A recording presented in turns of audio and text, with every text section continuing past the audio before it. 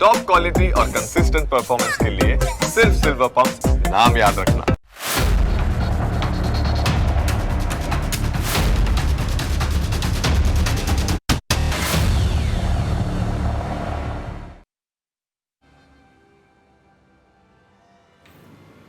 નમસ્કાર, હું Janak Dave. Full stop news analysis પ્રોગ્રામમાં આપનું સ્વાગત છે.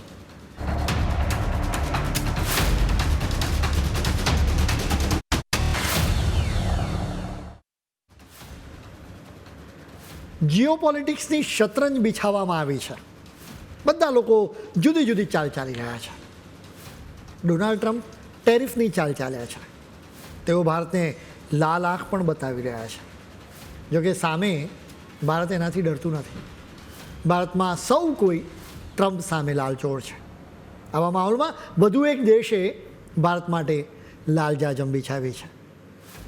શતરંજના આ ખેલમાં હજી અનેક ચાલ ચાલવામાં આવશે. પીએમ મોદી આ જ ખેલને વધારે મજેદાર અને ભારતના પક્ષે કરી રહ્યા છે. તેઓ 2 દિવસની મુલાકાત માટે ટોક્યો પહોંચ્યા. પીએમ તરીકેની તેમની આ 8મી જાપાન મુલાકાત છે. પરંતુ અત્યારના માહોલના કારણે આ મુલાકાતનું મહત્ત્વ ખૂબ જ વધી ગયું છે. કેમ કે ટ્રમ્પે ભારતને ઇકોનોમીને ટાર્ગેટ કરીને 50% ટેરિફ લગાવ્યો છે. ટ્રમ્પ ભારતને અલગ થલગ કરવા માંગે છે. એટલે જ પીએમ મોદીની જાપાન મુલાકાતમાં દ્રશ્યો જોઈને તેમને પેટમાં દુખાવો પડ્યો હશે. પીએમ મોદીનું શાનદાર સ્વાગત કરવામાં આવ્યું. ભારતીય અને જાપાનીઝ કલાકારોએ તેમની કલા રજૂ કરી. જાપાનીઝ લોકો ગાયત્રી મંત્ર પણ બોલ્યા. પીએમ મોદીનું ભવ્ય સન્માન કરવામાં આવ્યું. ભારતીયો તિરંગાની સાથે તેમને આવકારવા માટે પહોંચ્યા હતા. અમે વધુ એક વખત કહીશું કે આ દ્રશ્યો ટ્રમ્પને ખૂંચતા હશે. પીએમ મોદીએ ટ્રમ્પની અકળામણ વધારી હતી. તેમણે ટોક્યોમાં ઇન્ડિયા જાપાન ઇકોનોમિક ફોરમને સંબોધન પણ કર્યું. અહીં પણ તેમણે આડકતરી રીતે ટ્રમ્પને જ મેસેજ આપ્યો. તેમણે આ ફોરમમાં જાપાનીઝ કંપનીઓને ભારતમાં રોકાણ કરવા માટે અપીલ કરી. આ ફોરમમાં પીએમ મોદીએ ટ્રમ્પને કેવી રીતે જવાબ આપ્યો હતો એ તમે સાંભળો. जेबीआईसी कहता है कि भारत सबसे प्रॉमिसिंग डेस्टिनेशन है. जेट्रो बताता है कि 80% कंपनियां भारत में एक्सपांड करना चाहती हैं और 75% ऑलरेडी मुनाफे में है. यानी in India, capital does not just grow, it multiplies. साथियों, पिछले 11 वर्षों में भारत के अभूतपूर्व ट्रांसफॉर्मेशन से आप सब भली भांति परिचित है. પીએમ મોદીએ ભારતની આર્થિક પ્રગતિ વિશે વાત કરી. એ રીતે તેમણે ટ્રમ્પને ભારતની મજબૂતાઈ બતાવી છે. અહીં પીએમ મોદીએ તેમના ભાષણમાં અનેક વાતો કહી. ખાસ કરીને તેમણે ટ્રમ્પની ખોટી વાતનો જવાબ આપ્યો. ટ્રમ્પે ભારતને ડેડ ઇકોનોમી કહ્યું હતું. એટલે જ એનો જવાબ આપતા પીએમ મોદીએ કહ્યું કે ભારત સૌથી ઝડપથી વિકાસ કરતું અર્થતંત્ર છે. તેમણે એમ પણ કહ્યું કે ભારતમાં રાજકીય અને આર્થિક સ્થિરતા છે, પણ ભારતમાં નીતિઓ તૈયાર કરવામાં પારદર્શિતા રાખવામાં આવે છે. તેમણે એમ પણ કહ્યું કે એના લીધે રોકાણ તો ભારતમાં જ કરાય છે. અને રોકાણની વાત છે તો તેમણે આંકડા પણ આપ્યા. જેમ કે જાપાનીઝ કંપનીઓએ ભારતમાં $40 અબજ વધુ રોકાણ કર્યું છે. છેલ્લા 2 વર્ષમાં જ $13 અબજ રોકાણ કરવામાં આવ્યું છે. તમે કનેક્શન્સ અને એની અસરો જુઓ. પીએમ મોદીએ ભારતીય ઇકોનોમીની મજબૂતાઈ વિશે વાત કરી. બીજી તરફ ઓસ્ટ્રેલિયાના વેપાર મંત્રી ડોન ફેરેલે એ વાતમાં સૂર પણ પુરાવ્યો. તેમણે કહ્યું કે ભારત ડેડ ઇકોનોમી હોવાની ટ્રમ્પની વાત સાવ ખોટી છે. ફેરેલે કહ્યું કે અમને તો ભારત ફેન્ટાસ્ટિક તકો ધરાવતો દેશ લાગે છે. ફેરેલે એમ પણ કહ્યું કે ઓસ્ટ્રેલિયા ટેરિફનો વિરોધ કરે છે. પછી એ ટેરિફ ભારત પર લગાવવામાં આવે કે ઓસ્ટ્રેલિયા પર. એક દિવસ પહેલાં જ ઓસ્ટ્રેલિયાના વિદેશ મંત્રી પેની વોંગે પણ ભારત પર લગાવવામાં આવેલા ટેરિફની આકરી ઝાટકણી કાઢતી હતા. ટ્રમ્પ ભારતને અલગ થલગ પાડવા માંગતા હતા. હવે અનેક દેશો ભારતને સાથ આપી રહ્યા છે, જેમાં ખાસ દોસ્ત એવું જાપાન પણ અહીં સામેલ છે. બલકે ભારત અને જાપાન વચ્ચે પાક્કી પાર્ટનરશિપ થઈ છે. તમને ખ્યાલ જ હશે કે ભારતની બુલેટ ટ્રેન પ્રોજેક્ટમાં જાપાન મદદ કરી રહ્યું છે. એટલું જ નહીં, ચંદ્રયાન 5 મિશન માટે ઇસરો અને જાપાનની સ્પેસ એજન્સી વચ્ચે સંમતિ પણ સધાઈ છે. બીજા અનેક સેક્ટર્સમાં આર્થિક ભાગીદારી પણ છે. જાપાન ટેક પાવર છે તો ભારત ટેલેન્ટ પાવર છે. પાર્ટનરશિપથી બંને દેશોને અત્યારે ફાયદો થઈ રહ્યો છે. જાપાને પીએમ મોદીની મુલાકાત પહેલાં ભારતને ખુશ કરી દીધું. બીજી તરફ ટ્રમ્પને પણ ઝાટકો લાગ્યો હશે. વાત એમ છે કે ટ્રમ્પે ભારતની જેમ જાપાન પર પણ ટેરિફ લગાવ્યા છે. જાપાને કહ્યું કે અમને ટેરિફ જોઈતા નથી. જાપાને અમેરિકાને એક ઓફર આપી. જાપાને કહ્યું કે તમે ટેરિફ ઘટાડો, એના બદલામાં અમેરિકામાં અમે $550 અબજ રોકાણ કરીશું, જેથી અમેરિકામાં નવા ઉદ્યોગો શરૂ થાય અને નોકરીની નવી તકો ઊભી થાય. આ ડીલ ફાઇનલ કરવા માટે જાપાન તરફથી યોર્સે આકાઝાવા અમેરિકા જવાના હતા.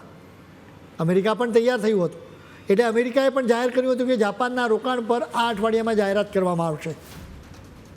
અમેરિકા તો યોર્સેની રાહ જોતું રહ્યું, પરંતુ પીએમ મોદી જાપાનમાં પહોંચ્યા એના બરાબર પહેલાં એક ટ્વિસ્ટ આવ્યો. યોર્સેની જે અમેરિકાની મુલાકાતે જવાના હતા એમની મુલાકાત જ કેન્સલ કરી દીધી. કેન્સલ કરવા માટે કારણ તો આપવું પડે. એટલે કહેવામાં આવ્યું કે જાપાનમાં વહીવટના સ્તરે હજી કેટલાક મુદ્દે વાતચીત કરવાની બાકી છે. અમેરિકા તો રોકાણના બદલામાં જાપાન પરના ટેરિફને 15% સુધી ઘટાડવા માટે તૈયાર જ હતું. એના માટે બંને દેશો છેક જુલાઈમાં સંમત થયા હતા. ટ્રમ્પ પણ ખુશ થયા હતા કે રોકાણ આવશે. તેમણે તો એ રૂપિયાનું શેમાં રોકાણ કરવામાં આવશે એ પણ નક્કી કરી લીધું હતું. એટલે જ પીએમ મોદીની વિઝિટ પહેલાં જ ઓફરને લઈને યોર્સેની મુલાકાત કેન્સલ થવાથી ટ્રમ્પ લાલચોળ થયા હશે. પીએમ મોદી અને પુતિને આંતરરાષ્ટ્રીય વ્યવસ્થા જ બદલી દેવાનો નિર્ણય કર્યો હોય એમ લાગે. તેઓ એક લાઈન દોરી રહ્યા છે. એક નવો વર્લ્ડ ઓર્ડર નક્કી થઈ રહ્યો છે. અંદરખાને દુનિયાના દેશોને કહી રહ્યા છે કે ટ્રમ્પની દાદાગીરી સહન કરો કે પછી અમારી સાથે રહો. યોર્સેની મુલાકાત કેન્સલ થવાનું આ પણ એક કારણ હોઈ શકે છે. જાપાન પછી પીએમ મોદી શાંઘાઈ કોઓપરેશન ઓર્ગેનાઇઝેશનની સમિટ માટે ચીન પણ જવાના છે. જાપાનમાં રહીને પીએમ મોદીએ એક ખાસ વાત કહી હતી. તેમણે કહ્યું હતું કે ચીન સાથેના ભારતના મજબૂત સંબંધો જરૂરી છે. આ બંને દેશોના સંબંધો મજબૂત હોય તો એશિયામાં શાંતિ અને સમૃદ્ધિ વધે, સાથે ગ્લોબલ ઇકોનોમીમાં સ્થિરતા આવે. તેમણે જાપાનમાં જ આ વાત કહી. મોટી વાત છે, કેમ કે જાપાન અને ચીન વચ્ચે તણાવ છે. હવે એમ લાગે છે કે ભારત, રશિયા અને ચીનની સાથે જાપાનને પણ ટ્રમ્પ વિરોધી માળામાં પરવાની કોશિશ થઈ રહી છે. ટ્રમ્પ હંમેશા વેપારની જ વાતો કરે, તો ભારત અને જાપાન વચ્ચેના વેપાર પર પણ એક નજર કરી લેવી જોઈએ. બંને દેશોએ અનેક સમજૂતી કરાર કરીને આર્થિક ભાગીદારી વધારી છે. $13 અબજ વધુના રોકાણ માટે સમજૂતી કરાર કરવામાં આવ્યા છે. છેલ્લા 2 વર્ષમાં જ જાપાનીઝ કંપનીઓએ ભારતની સાથે 170થી વધારે MOU કર્યા છે. ચોક્કસ કંપનીઓની વાત કરીએ તો નિપ્પોન સ્ટીલ ગુજરાત અને આંધ્રપ્રદેશમાં એનો વ્યાપ વધારી રહ્યો છે. આ કંપની ગુજરાતમાં એક્સપાન્શન માટે $15 અબજ રોકાણ કરશે. બીજી તરફ આંધ્રપ્રદેશમાં $56 અબજ ખર્ચે સ્ટીલ પ્લાન્ટ તૈયાર કરશે. ગુજરાત અને જાપાન વચ્ચે પણ ખાસ નાતો છે. અનેક જાપાનીઝ કંપનીઓ આપણા ગુજરાતમાં કામ કરી રહી છે. સુઝુકી મોટર ગુજરાતમાં એક વિશાળ નવો પ્લાન્ટ તૈયાર કરી રહી છે, જેના માટે $350 અબજ રોકાણ કરવાની જાહેરાત થઈ છે. એટલું જ નહીં, અત્યારના પ્લાન્ટ્સના એક્સપાન્શન માટે $32 અબજ ખર્ચવામાં આવશે. રોકાણની વાત કરીએ તો ટોયોટા કિર્લોસ્કરે કર્ણાટકમાં એક્સપાન્શન માટે $33 અબજ, જ્યારે મહારાષ્ટ્રમાં નવા પ્લાન્ટ માટે $200 અબજ રોકાણ કરવાની જાહેરાત કરી હતી. ઇન્ડિયન ઓઇલ સાથેની ભાગીદારીમાં સોજિત કોર્પોરેશન 30 બાયોગેસ પ્લાન્ટ સ્થાપવા માટે $39.50 કરોડ રોકાણ કરશે. સુઝુકી મોટર કોર્પોરેશન પણ નેશનલ ડેરી ડેવલપમેન્ટ બોર્ડ અને સ્થાનિક ડેરીઓની સાથે મળીને બાયોગેસના ક્ષેત્રમાં કામ કરશે. આગામી 5 વર્ષમાં 5 લાખ ભારતીયો અને જાપાનીઝ લોકોનું આદાન પ્રદાન કરવામાં આવશે. ભણતર, ઇન્ટર્નશીપ અને રોજગારી માટે આદાન પ્રદાન થશે. ભારત અને જાપાન વચ્ચેની ભાગીદારીમાં સેમિકન્ડક્ટર્સ, AI, IT, રોબોટિક્સ અને ક્લીન એનર્જી એટલે કે સોલાર પાવર અને વિન્ડ એનર્જી પર ફોકસ કરવામાં આવશે. એક તરફ જાપાનીઝ કંપનીઓએ મોટાપાયે ભારતમાં રોકાણ કરવાની જાહેરાત કરી છે, એટલે તેમને ભારતમાં રોકાણ કરવામાં ખૂબ જ રસ છે, કેમ કે ભારત ઝડપથી વૃદ્ધિ કરી રહ્યું છે. બીજી તરફ ટેરિફની તલવાર લટકતી હોવા છતાં જાપાનીઝ કંપનીઓ અમેરિકામાં રોકાણ કરતાં ખચકાટ અનુભવે છે.